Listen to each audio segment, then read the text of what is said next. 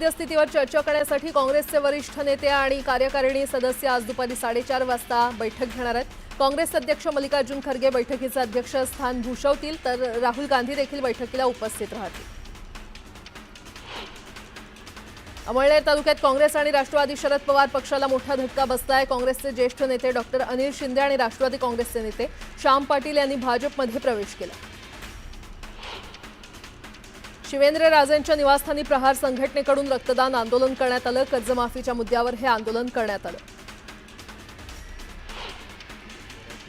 राष्ट्रवादी काँग्रेस पक्षाचे शहराध्यक्ष दीपक मानकर यांनी पुणे शहराध्यक्ष पदाचा राजीनामा दिला। मानकर यांच्या विरुद्ध बनावट दस्त तयार करून फसवणूक केल्याप्रकरणी पुणे पोलिसांनी सोमवारी गुन्हा दाखल केला होता। त्यानंतर दुसऱ्याच दिवशी मानकर यांनी पक्षाकडे आपला राजीनामा सादर केला। राज्यात देवस्थान इनाम जमिनी मोठ्या प्रमाणात असून या जमिनींचे होत असलेले खरेदी विक्री व्यवहाराबाबत सरकार धोरण ठरवत असल्याने या जमिनीची नोंदणी थांबवण्याचे निर्देश महसूल मंत्री चंद्रशेखर बावनकुळे यांनी दिले।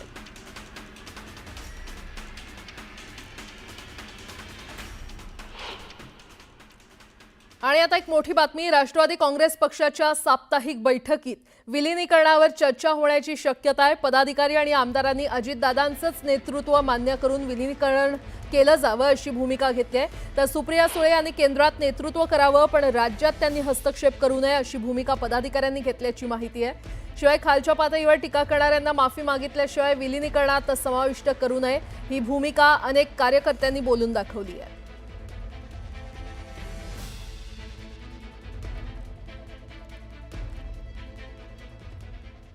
पुन्हा एकदा बातम्या वेगवान स्वरूपात। मावळमध्ये वन्य प्राण्यांची शिकार करणाऱ्या आरोपीला अटक करण्यात आली आहे। आरोपीकडून सुमारे 52 किलो वन्य प्राण्यांचे मांस, 2 शस्त्रास्त्र, जिवंत आणि वापरलेले काडतुस, शिकारी आणि सोडण्यासाठी वापरण्यात येणारं विविध साहित्य जप्त करण्यात आले। अहिल्यानगर जिल्ह्यातील धरणांमध्ये मुबलक पाणीसाठा असून आगामी काळात पाणी टंचाई निर्माण होणार नाही अशी ग्वाही पालकमंत्री राधाकृष्ण विखे पाटलांनी दिली आहे। शेतीसाठी देखील आवश्यक त्या प्रमाणात पाणी उपलब्ध राहील असं त्यांनी स्पष्ट केलंय। महामंडळाच्या नियमानुसार चालक आणि वाहक यांना कामावर असताना गणवेशासह खिशाला नावाची पाटी आणि बैंड बिल्ला लावणं अनिवार्य आहे। तर अनेक चालक वाहक या नियमांचं पालन करत नाहीत। त्यामुळे बसमधील चालक वाहक यांच्या वर्तनाविषयी एसटी महामंडळाकडे काही सूचना किंवा तक्रार करायची असल्यास संबंधित कर्मचाऱ्याची ओळख पटत नसल्याने अडचणी येतात आणि त्यामुळे प्रशासनाने आता या नियमाचं पालन न करणाऱ्यांवर कारवाई करण्याचा इशारा दिला। शिरूर शहराला पाणीपुरवठा करणाऱ्या कोल्हापूर पद्धतीच्या बंधाऱ्यातील पाणीसाठा सध्या अत्यंत कमी प्रमाणात शिल्लक राहिल्याने शिरूर नगर परिषदेने कठोर असा निर्णय घेतलाय। गुरुवारी शहरात 1 दिवसाआड पाणीपुरवठा करण्यात येणार असल्याचं निवेदन नगरपालिकेने जाहीर केलं। राज्यातील शासकीय औद्योगिक प्रशिक्षण संस्थांचे सार्वजनिक खासगी भागीदारीद्वारे अद्ययावतीकरण करण्याचं धोरण राबवण्यास शासनाने मंजुरी दिली आहे। आयटीआय संस्थांच्या खासगीकरणाकडेच ही वाटचाल असल्याचा आरोप होतोय। मुंबई महापालिकेने मलबार हिलवर तयार केलेला शांत निसर्गरम्य पायी प्रवासाबरोबरच चौपाटीचा सुंदर नजारा दाखवणारा नेचर ट्रेल वॉक पर्यटकांसाठी आणि मुंबईकरांसाठी सुखद अनुभव देणार आहे। केवळ एका महिन्यात 1 लाखाहून अधिक पर्यटकांनी याला भेट दिली असून त्यातून पालिकेला सुमारे 27 लाखांचा महसूल प्राप्त झालाय। छत्रपती संभाजीनगर महापालिकेतील अधिकारी आणि कर्मचाऱ्यांना तंत्रज्ञानात निपुण बनवण्यासाठी पालिका एआयची मदत घेणार आहे। प्रशासनात आधुनिक तंत्रज्ञानाचा वापर करून अधिक पारदर्शकता, कार्यक्षमता आणि वेग आणण्यासाठी आर्टिफिशियल इंटेलिजन्सची मदत घेण्याचा निर्णय महापालिकेने घेतलाय। छत्रपती संभाजीनगर महापालिका हद्दीमध्ये 121 किलोमीटर लांबीचे नाले असून या नाल्यांच्या सफाईची कामं मनपा प्रशासनाकडून सुरू करण्यात आली आहेत। आतापर्यंत 80 किलोमीटर नाल्यांची सफाई पूर्ण झाली आहे आणि या कामामुळे नाल्यातून वाहणाऱ्या पाण्याच्या प्रवाहातील अडथळे दूर करण्यात आले। मुंबईत पुन्हा एकदा मराठी हिंदी वाद उफाळून आलाय। भांडूप परिसरात राहणाऱ्या जोडप्यानं मराठी बोलता येत नसल्यानं डिलिव्हरी बॉयला पैसे देण्यास नकार दिला। हा व्हिडिओ सोशल मीडियावर चांगलाच व्हायरल होतोय। 3.5 शक्तिपीठांपैकी एक असलेल्या कोल्हापूरच्या अंबाबाई आणि ज्योतिबा मंदिरात आजपासून ड्रेस कोड लागू करण्याचा निर्णय घेण्यात आलाय। तोकडे कपडे घालून भाविकांनी मंदिरात दर्शनासाठी येऊ नये, पारंपरिक किंवा पूर्ण अंग झाकले जाईल असेच कपडे घालून यावं असं आवाहन पश्चिम महाराष्ट्र देवस्थान व्यवस्थापन समितीने केलंय। ऑपरेशन सिंदूरनंतर मुंबई पोलीस अधिक सतर्क झालेले आहेत। मुंबई पोलिसांनी महत्त्वाच्या ठिकाणच्या बंदोबस्तात याआधीच वाढ केली आहे। खबरदारीचा उपाय म्हणून मुंबईत फटाके आणि रॉकेट उडवण्यास बंदीचे आदेश जारी केले। मुंबईत आज तिरंगा यात्रा काढण्यात येणार आहे। या तिरंगा यात्रेपूर्वी मुंबईतल्या सीएसएमटी स्थानकाला तिरंगा रंगामध्ये रोषणाई करण्यात आली होती। पीएमपीएलसाठी 1000 बसेस खरेदीचा निर्णय संचालक मंडळाच्या बैठकीत घेण्यात आलाय। 500 बसेस पीएमआरडीए स्वतंत्रपणे खरेदी करून देणार आहे, तर उर्वरित 500 बसेस पुणे आणि पिंपरी चिंचवड महापालिकेच्या वतीनं खरेदी करण्यात येणार आहेत। लवकरच निविदा प्रक्रिया राबवून बसेस खरेदीची प्रक्रिया सुरू होणार आहे। बदलापूरच्या शाळेतील विद्यार्थिनीवर झालेल्या लैंगिक अत्याचाराच्या पार्श्वभूमीवर स्थापन करण्यात आलेल्या निवृत्त न्यायाधीश साधना जाधव आणि डॉक्टर शालिनी फणसाळकर जोशी यांच्या समितीनं सरकारला विद्यार्थी सुरक्षेसंदर्भात शिफारसी सादर केल्या आहेत। त्यानुसार लैंगिक गुन्ह्यापासून किंवा इतर अत्याचारापासून बालकांचं संरक्षण करणं ही शाळांची जबाबदारी असेल, असा निर्णय मंगळवारी शासनानं जारी केला। फोर्ट येथील काळा घोडा परिसरातील पे अँड पार्क चालवणारी संस्था वाहनतळाचं अधिक शुल्क आकारत असल्याचं मुंबई महापालिकेनं केलेल्या स्टिंग ऑपरेशनमध्ये आढळून आलं। त्यामुळे या संस्थेविरोधात दंडात्मक कारवाई करण्यात आली। मध्य रेल्वेच्या भांडूप आणि कांजूर मार्ग दरम्यान आज आणि उद्या मध्यरात्री विशेष ट्रॅफिक आणि पॉवर ब्लॉक घेण्यात येणार आहे। नागरिकांनी वेळापत्रक पाहून बाहेर पडण्याचं आवाहन करण्यात आलं। गोखले पूल पूर्ण क्षमतेनं वाहतुकीसाठी खुला करण्यात आलाय। दरम्यान बेस्ट प्रशासनाकडून पुढच्या आठवड्यापर्यंत सेवा पूर्ववत करण्याचे प्रयत्न सुरू असल्याचं सांगण्यात आलं। गोखले पुलावरील बस मार्ग खंडित झाल्यामुळे तसंच वळवल्यामुळे इतर पर्यायी मार्गावरची वाहतूक कोंडी वाढली आहे। राज्यात मेच्या सुरुवातीपासून ढगाळ वातावरणासह ठिकठिकाणी पाऊस पडतोय। बुधवारी विदर्भातील बुलढाणा, चंद्रपूर आणि यवतमाळ जिल्ह्यांमध्ये मेघगर्जना, विजांचा कडकडाट आणि ताशी 50 ते 60 किलोमीटर वेगानं वादळी वाऱ्यासह हलक्या ते मध्यम स्वरूपाचा पाऊस पडण्याची शक्यता आहे। या जिल्ह्यांना हवामानशास्त्र विभागानं ऑरेंज अलर्ट दिलाय। डोंबिवलीमध्ये गेल्या 2 ते 3 दिवसात झालेल्या अवकाळी पावसाचा फटका महावितरण यंत्रणेला बसला। या वादळामुळे 241 विजेचे खांब तसंच वीज वाहिन्या जमीनदोस्त होऊन जवळपास 92 लाखांच्या मालमत्तेचं नुकसान झालंय। या परिस्थितीमध्ये देखील महावितरणाकडून दुरुस्तीचं काम करून वीज पुरवठा सुरळीत करण्यात आलाय। अवकाळी पावसाचा जांभळे आणि करवंदांना फटका बसला, त्यामुळे त्याची विक्री करून उदरनिर्वाह करणारी शेकडो कुटुंब हतबल झाली आहेत। खेड तालुक्यातील पश्चिम सह्याद्रीच्या डोंगर रांगांमधील डोंगरची काळी मैना म्हणून ओळखली जाणारी करवंद आणि जांभळं बाजारात दाखल होऊ लागली असताना वादळी वाऱ्यांसह पावसानं झोडपल्यानं पिकलेल्या करवंदांसह जांभळे, रायवळ, आंबे गळाल्यानं फटका बसलाय। लातूर जिल्ह्यामध्ये सलग तिसऱ्या दिवशी देखील वादळी वाऱ्यासह अवकाळी पावसानं हजेरी लावली। उदगीर तालुक्यातील शिरोळ, जाणापूर, मल्लापूर, चांदेगाव, नागलगाव या परिसरात वादळी वाऱ्यासह तुफान पाऊस झाला। पावसामुळे शेतीचं नुकसान झालंय। सोलापूरमध्ये वादळी वाऱ्यामुळे तुफान पाऊस कोसळला। पावसामुळे नागरिकांना उष्णतेपासून दिलासा मिळालाय, तर पिकं धोक्यात आल्यानं शेतकरी संकटात सापडलाय। नंदुरबारमध्ये गेल्या 6 दिवसांपासून सुरू असलेल्या अवकाळी पावसानं शेतकऱ्यांच्या कांदा पिकाचं मोठं नुकसान झालंय। पावसाच्या पाण्यात कांदा तोड करण्याची वेळ शेतकऱ्यांवर आली आहे। नाशिकमध्ये पुढील 4 दिवस अवकाळी पाऊस कायम राहणार असल्याचा अंदाज हवामान खात्यानं वर्तवलाय। गेल्या 3 ते 4 दिवसांपासून सुरू असलेल्या मुसळधार पावसामुळे या ठिकाणी जनजीवन विस्कळीत झालंय। या अवकाळी पावसामुळे शेतकऱ्यांचंही चांगलंच नुकसान झालंय। नागपूरमध्ये प्रशासनानं 2 अल्पवयीन मुलींचे बालविवाह रोखले। जिल्ह्याच्या कामठी भागात एकाच कुटुंबातील 2 अल्पवयीन मुलींचे विवाह प्रशासनानं रोखलेत। या मुलींना बाल सुधारगृहात दाखल करण्यात आलं। जळगाव जिल्ह्यातील आसोदा भादली रस्त्यावर अज्ञात वाहनानं हरणाला धडक दिली। पाणी पिण्यासाठी शेतातील पाणवठ्यावर जात असताना या हरणाला वाहनानं धडक दिली। अहिल्यानगर जिल्ह्यातील एमआयडीसी परिसरात चालणाऱ्या 2 जुगार अड्ड्यांवर स्थानिक गुन्हे शाखेनं छापा टाकून 17 जणांना अटक केली आहे। त्यांच्याकडून 2,27,930 रुपयांचा मुद्देमाल जप्त करण्यात आलाय। शिर्डी साईबाबा संस्थान समितीनं सुधारित देणगी धोरणास मान्यता दिली आहे। यानुसार देणगीदार भक्तांना प्रत्येक देणगी श्रेणीनुसार दर्शन, आरती, पास, पूजा याचा लाभ मिळणार आहे। व्हीव्हीआयपी दर्शनाबरोबरच वस्त्र अर्पणाच्या संधी देखील मिळणार असल्याचं संस्थानचे सीईओ गोरक्ष गाडीलकर यांनी सांगितलं।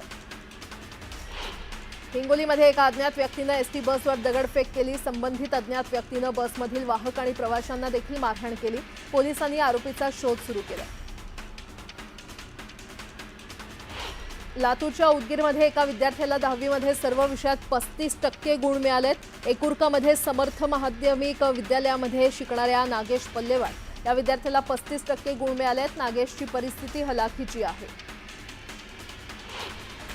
ताडोबा अंधारी व्याघ्र प्रकल्पाच्या कोर आणि बफर झोनमध्ये 11 वनपरिक्षेत्रामध्ये बुद्ध पौर्णिमेच्या रात्री वन्य प्राण्यांची गणना करण्यात आली। या वन्यप्राणी प्रगणनेमध्ये 56 वाघ, 7 बछडे, 12 बिबट, 1 तडस आणि 93 अस्वलं आढळून आली आहेत, तर दोन्ही क्षेत्रात 5502 वन्यप्राण्यांची नोंद घेण्यात आली आहे। रायगड जिल्ह्यातील सुधागड तालुक्यातील परळी गावात एका तरुणीची हत्या करण्यात आली। यानंतर प्रियकरानं देखील गळफास घेऊन आत्महत्या केली। पोलिसांकडून अधिक तपास सुरू आहे। मुंबई पुणे महामार्गावर तळेगाव चाकण फाट्यावर कर्तव्यावर असताना पोलीस हवालदार मिथुन धेंडे यांना भरधाव डंपरनं उडवलं। यात पोलिसाचा जागीच मृत्यू झाला असून डंपर चालक गाडीसह फरार झाला। मावळ पोलीस खरं तर डंपर चालकाचा शोध घेत आहेत। पिंपरी चिंचवड शहरात मेट्रोसाठी उभारल्या जात असलेल्या पिलरचा महाकाय लोखंडी सांगाडा कोसळल्याची घटना घडली। पिंपरी ते निगडी दरम्यान मेट्रोची नवीन उन्नत मार्गिका उभारली जाते आणि त्यासाठी पिलर टाकले जात असताना अचानक हा कित्येक टन वजनाचा सांगाडा कोसळला। सुदैवानं या घटनेत कोणतीही जीवितहानी झाली नाही। राज्यातील बाजार समित्यांमध्ये गहू विक्रीला चांगला प्रतिसाद मिळाला आहे। विशेषतः शरबती गहू पुणे आणि कल्याणमध्ये विक्रमी दरानं विकला गेला। राज्यात गव्हाची 20,813 क्विंटल आवक झाली। राज्यातील बाजार समितीमध्ये 2,06,000 क्विंटलची आवक झाली आहे। यात नाशिक जिल्ह्यात कांद्याची 1,32,000 आवक झालेली आहे, तर उन्हाळ कांद्याला कमीत कमी 800 रुपयांपासून 1,150 रुपयांपर्यंत दर मिळाला आहे। आणि आता एक मोठी बातमी समोर येते। ऑपरेशन सिंदूरच्या यशानंतर आज देशाच्या सुरक्षा व्यवस्थेशी संबंधित CCSची महत्त्वाची बैठक होणार आहे। पंतप्रधान नरेंद्र मोदींच्या अध्यक्षतेखाली ही महत्त्वाची बैठक पार पडणार आहे आणि या बैठकीतच सध्याच्या भारत आणि पाकिस्तानमध्ये सुरू असलेल्या तणावाच्या पार्श्वभूमीवर अत्यंत महत्त्वाची चर्चा होणार आहे। पहलगाम दहशतवादी हल्ला आणि त्यासंदर्भातील सुरक्षा अभियानासंदर्भातील चर्चेसाठी ही बैठक होणार आहे। CCSच्या बैठकीनंतर केंद्रीय मंत्रिमंडळाची ही बैठक होणार असल्याचं कळतंय।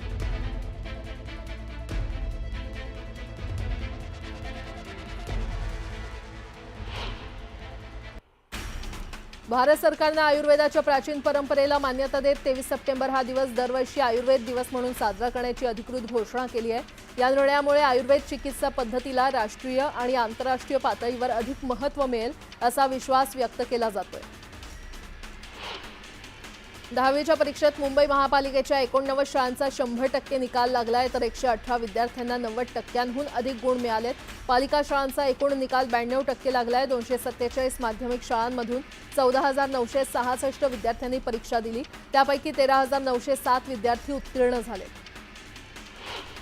10वीच्या निकालात तब्बल 211 विद्यार्थ्यांना पैकीच्या पैकी म्हणजेच 100% गुण मिळालेत। गेल्या वर्षीच्या तुलनेमध्ये 100% गुण मिळवणाऱ्या विद्यार्थ्यांची संख्या यंदा वाढली आहे। यंदा 100% गुण मिळवणारे 113 असे सर्वाधिक विद्यार्थी लातूर विभागात आहेत, तर राज्यातील 81,809 विद्यार्थ्यांना 90%पेक्षा अधिक गुण प्राप्त झाले। मुंबईतून 90% आणि त्याहून अधिक गुण मिळवणाऱ्या विद्यार्थ्यांची संख्याही गेल्या वर्षीच्या तुलनेमध्ये साधारण 4,500 वाढली आहे।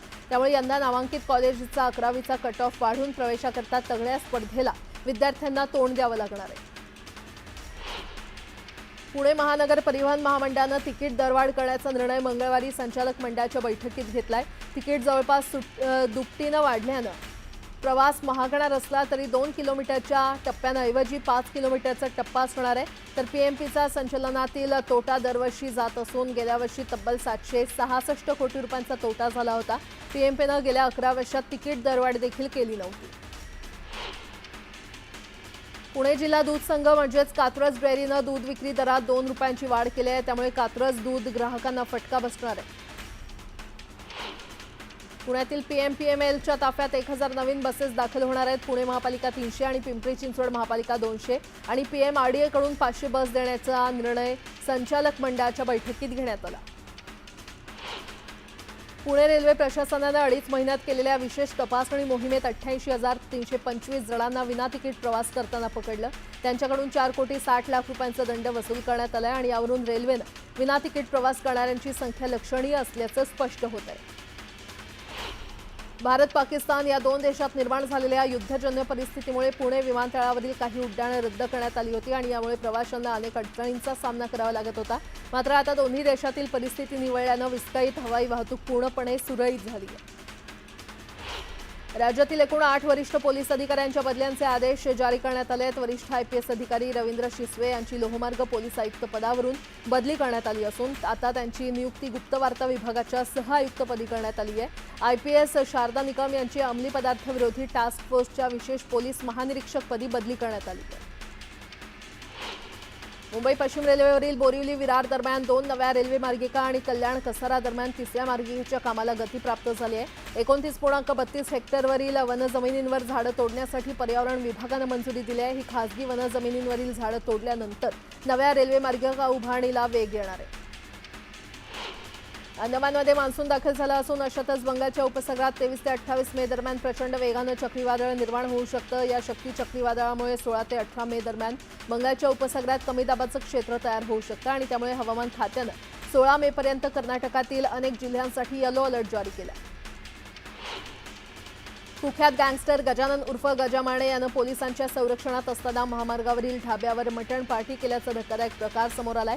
हा प्रकार उघडकीस आल्यानंतर एका पोलीस अधिकाऱ्यासह 4 पोलीस कर्मचाऱ्यांवर निलंबनाची कारवाई करण्यात आली आहे। याशिवाय गजा मानेला भेटण्यासाठी ढाब्यावर आलेल्या तिघांवर गुन्हे दाखल करण्यात आले। रत्नागिरी जिल्ह्यातील ग्रामपंचायतीकडून मार्च अखेरपर्यंत 87.67% म्हणजे 21,54,51,739 रुपयांची पाणीपट्टी वसूल करण्यात यश आलंय। मात्र अद्यापही तब्बल 3,02,90,068 रुपयांची पाणीपट्टी वसूल करणं बाकी आहे। सोलापूर जिल्ह्यासाठी वरदान ठरलेलं उजनी धरण मे अखेरीस -22% पोहोचलंय तर पुढील 8 दिवसात -30% जाण्याची शक्यता आहे। धरणातून जून जुलैपर्यंत शेतीला पाणी मिळणार आहे। भारतीय जनता पक्षाच्या वतीनं गोंदिया जिल्हा भारतीय जनता पक्षाच्या अध्यक्षपदावर पहिल्यांदाच महिलेला स्थान देण्यात आलेलं आहे। माजी जिल्हा परिषद सदस्य आणि भाजप महिला आघाडीच्या माजी महिला अध्यक्ष सीताबाई कमलेश रहांगडाले यांची भारतीय जनता पक्षाच्या जिल्हाध्यक्षपदी निवड करण्यात आली आहे। सांगलीमध्ये तरुणाच्या पाठलाग करण्यात आलेल्या खुनाचा संजयनगर पोलिसांनी छडा लावलाय। या प्रकरणी 6 जणांवर गुन्हा दाखल करत तिघांना अटक करण्यात आली आहे। जुन्या भांडणाच्या वादातून मुबारक शहा या रेकॉर्डवरील गुन्हेगाराचा खून करण्यात आल्याचं पोलीस तपासामध्ये स्पष्ट झालंय। आणि आता एक मोठी बातमी, माजी नगरसेविका तेजस्वी घोसाळकर आज पक्षप्रमुख उद्धव ठाकरे यांना भेटणार आहेत। दुपारी 12:30 वाजता मातोश्रीवर त्यांची भेट होणार आहे। काल काही कारणास्तव भेट झाली नव्हती, जी आज होणार आहे। तेजस्वी घोसाळकर यांनी दहिसर विधानसभा प्रमुखपदाचा राजीनामा दिला असून त्या ठाकरे गट सोडण्याच्या तयारीत आहेत। तर तेजस्वी घोसाळकर यांचं मन वळवण्याचा प्रयत्न उद्धव ठाकरेंकडून आज करण्यात येणार आहे।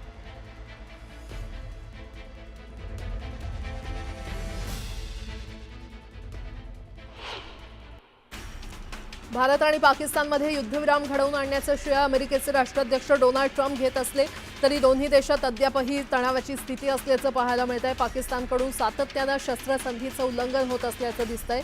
यातच भारतानं पाकिस्तान उच्चायुक्तालयातील एका अधिकाऱ्यावर थेट कारवाई करत 24 तासात भारत सोडण्याचे निर्देश दिले।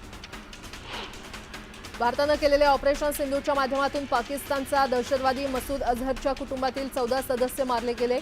या सर्वांच्या कुटुंबियांना प्रत्येकी 1 कोटी याप्रमाणे 14 कोटी रुपये देण्याची तयारी पाकिस्तान सरकारनं केली आहे। यासाठी पंतप्रधान शहबाज शरीफ यांनी विशेष शुहाद पॅकेजची घोषणा केली आहे। भारत पाकिस्तान दरम्यान शस्त्रसंधी झाल्यानंतर उत्तर भारतातील 32 विमानतळ पुन्हा सुरू करण्याची घोषणा सरकारनं केली आहे। तरीही देशातील प्रमुख विमान कंपन्यांनी सावध पवित्रा घेत त्या भागातील विमानसेवा अद्याप पूर्ववत सुरू केलेली नाही। पुढील परिस्थितीचा अंदाज घेऊन विमानसेवा पूर्ववत करण्यात येणार असल्याचा निर्णय विमान कंपन्यांनी घेतला। डोनाल्ड ट्रम्प यांनी लागू केलेल्या वाढीव समतुल्य आयात शुल्कामुळे अमेरिकेमध्ये एप्रिलमध्ये महागाई जबरदस्त उसळी घेण्याची शक्यता आहे। फॅक्टसेट याच्या डेटानुसार एप्रिलमध्ये महागाईचा दर आदल्या वर्षाच्या तुलनेमध्ये 2.4% राहण्याची शक्यता आहे। वाणिज्य आणि उद्योग मंत्री पियुष गोयल यांच्या नेतृत्वाखाली व्यापार करारावर अमेरिकेतील समकक्ष अधिकाऱ्यांशी 17 मे पासून वॉशिंग्टनमध्ये चर्चा करण्यात येणार आहे। या दौऱ्यामध्ये गोयल यांची अमेरिकन व्यापार प्रतिनिधी जॅमिसन ग्रियर आणि अमेरिकेचे वाणिज्य मंत्री हॉवर्ड लुटनिक यांच्याशी भेट होण्याची शक्यता आहे।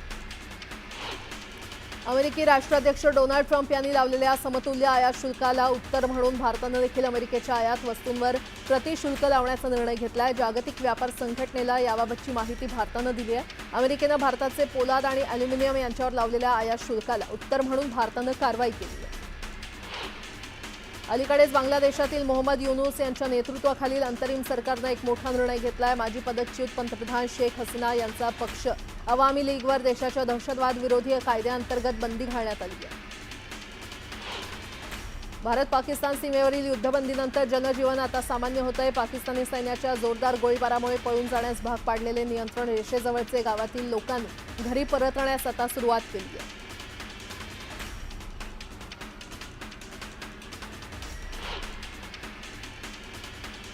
उदयपूरमधील व्यापारी तुर्की विरोधात आक्रमक झाले आहेत। तुर्कीमधून मार्बल आयात करणाऱ्या व्यापाऱ्यांनी विरोध केलेला आहे। पाकिस्तानमध्ये असलेल्या खैबर भागात तहरीक-ए-तालिबान पाकिस्ताननं मोठा हल्ला केला। 7 पाकिस्तानी सैनिकांना मारल्याचा दावा केला असून एक पिकअप व्हॅन आणि 2 लष्करी ट्रक देखील उद्ध्वस्त झाले। बलूच लिबरेशन आर्मीनं पाकिस्तानवर पुन्हा हल्ला केलाय। बीएलएनं पाकिस्तानातील 7 ठिकाणांवर हल्ला केला। पाकिस्तानच्या विरोधात बीएलएनं ऑपरेशन हेरीफ 2.0 सुरू केलंय। भारताच्या हल्ल्यानंतर पाकची चांगलीच घाबरगुंडी उडाली आहे। पाकच्या संरक्षण मंत्र्यांनी मोठी कबुली दिली आहे। पूर्वी आमचे दहशतवाद्यांशी संबंध होते, मात्र आता आम्ही दहशतवाद्यांशी संबंध तोडले, अशी कबुली त्यांनी दिली आहे। दिल्लीच्या उत्तम नगरमधील बीएम रुग्णालयाच्या डेंटल विभागात भीषण आग लागली। दरम्यान अग्निशमन दलानं आगीवर नियंत्रण प्राप्त केलं। झारखंडच्या रांचीमध्ये उभ्या कारला भीषण आग लागली। या आगीमध्ये कार जळून खाक झाली आहे। दरम्यान आगीचं कारण अद्याप अस्पष्ट आहे। एप्रिल 2025 मध्ये देशातील किरकोळ महागाई दर हा 3.16 पर्यंत कमी झालाय। तर मंत्रालयानं जाहीर केलेल्या आकडेवारीनुसार गेल्या 6 वर्षातला हा सर्वात कमी दर आहे। मार्च 2025 मध्ये हा दर 3.34%, तर एप्रिल 2024 मध्ये तो 4.83% होता। यूपीच्या संभलमध्ये 2 गटात तुफान हाणामारी झाली। या हाणामारीमध्ये 7 जण जखमी झाले। दरम्यान हा हाणामारीचा व्हिडिओ व्हायरल झाला। बिहारच्या मोतीहारीमध्ये एक लग्न सोहळ्यात आनंदाच्या भरात गोळीबार करण्यात आला। या गोळीबाराचा व्हिडिओ व्हायरल झालाय। व्हिडिओच्या आधारे पोलिसांनी गुन्हा दाखल केलाय। आग्रा इथे एका कुटुंबावर हल्लेखोरांनी लाठाकाठ्यांनी हल्ला केला। पीडितेनं केलेल्या तक्रारीवरून पोलिसांनी 20 जणांविरोधात गुन्हा दाखल केला, तर पोलीस आरोपींचा शोध घेत आहेत। मध्य प्रदेशातील उमरिया इथे एका वाघाचा वॉच टॉवरवर चढतानाचा व्हिडिओ समोर आलाय। पर्यटकांनी व्हिडिओ बनवून तो व्हायरल केलाय। भारतात जैश आणि लष्करच्या स्लीपर सेल्स सक्रिय झाल्यामुळे एजन्सी सतर्क झाल्या, तर दहशतवादी कारवाया करण्यासाठी दहशतवादी संघटना बांगलादेशी घुसखोरांची मदत घेऊ शकतात, त्यामुळे एजन्सी सतर्क झालेल्या आहेत। युद्धबंदीनंतरही पाकिस्तानमधील अनेक विमान उड्डाणांवर परिणाम झालाय। लाहोर विमानतळावरून सौदी, कुवेत, श्रीलंकेच्या एअरलाइन्सची उड्डाणं थांबवली आहेत। अमेरिकेनं सिरियावरील निर्बंध उठवण्याची घोषणा केली आहे। सिरियाच्या बशर अल असद सरकारबाबत हा मोठा निर्णय घेण्यात आलाय। अमेरिकेतील मेरीलँडमध्ये पूर आलाय। मुसळधार पावसामुळे वाहनं पाण्यात बुडाली असून अनेक भागात पुराचं पाणी दुसऱ्या मजल्यापर्यंत पोहोचलंय।